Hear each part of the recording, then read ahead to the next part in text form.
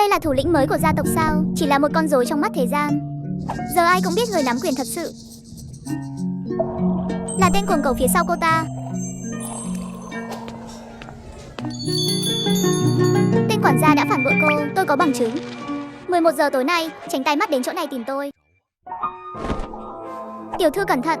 Xin lỗi, tôi không cố ý mạo phạm đại tiểu thư. À, hắn có nói gì với cô không? Không có. Cô ta có thật sự đến không? Đành phải đánh cược một phen thôi. Ai? Sao vậy? Không sao, tôi ra ngoài một lát.